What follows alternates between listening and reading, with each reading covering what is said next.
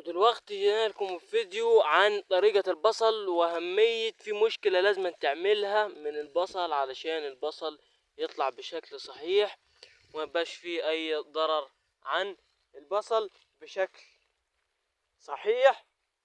وهي الطريقة دي من ناحية الحشيش أو أي نبات طالع حوالين البصل أو خلف البصل بالشكل اللي انتوا شايفينه ده. طبعا ده أخطر حاجة الحشيش إن هو يبقى طالع حوالين البصل بالشكل اللي انتوا شايفينه ده. طبعا احنا لسه بنبدأ ننقي في الحشيش بالشكل اللي انتوا شايفينه ها.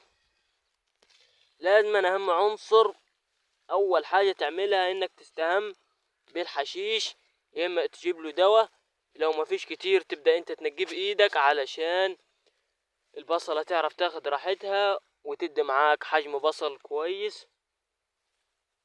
وعشان تحصل الكلام ده في 3 طرق انت تعملهم. اول حاجة انك تنقي الحشيش، وتاني حاجة تبدأ تدي مية على قد ما تقدر تدي مية تدي عشان البصل يعمل روس بالشكل اللي انت شايفينه ده. واهم حاجة اللي انا طالع اتكلم عنها دلوقتي هي طريقة نقاوة الحشيش من خلف البصل. دلوقتي انا بنقي في الحشيش زي ما انتم شايفين من حوالين البصل بالشكل اللي انتم شايفينه ده. لو في بصلة كده وجرى حشيش تبدأ انك ايه تقلعها بشكل يومي، ما يبقاش في اي حشيش حوالين البصلة او خلف البصل علشان اي غذاء بدل ما ياخدوا البصل بياخدوا الحشيش، او الحشيش اللي انتوا شايفينه قدامكم ده هو اللي بياخد غذاء البصلة. يعني بدل ما البصل يمشي له هو الغذاء، اي غذاء انت هتحطه للبصل هو بياخده الحشيش ده بشكل سريع بياخد الغذاء.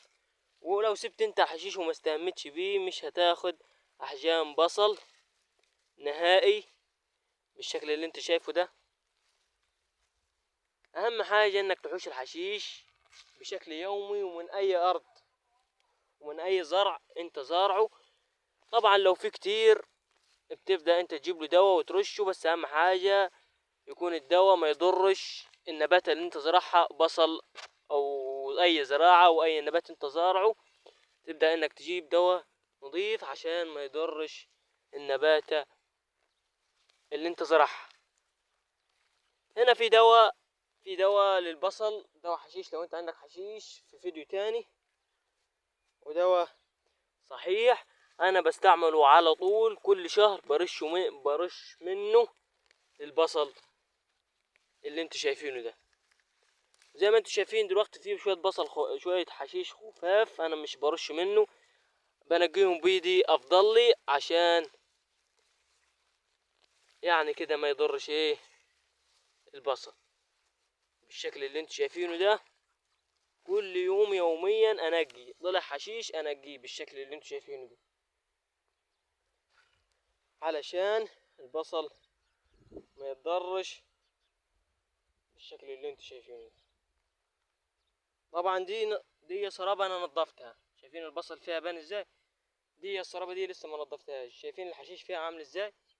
ده حشيشة دي اخطر من الحشائش اللي انت ممكن تلاقيها في زرعك البصل بالشكل اللي انت شايفينه ده.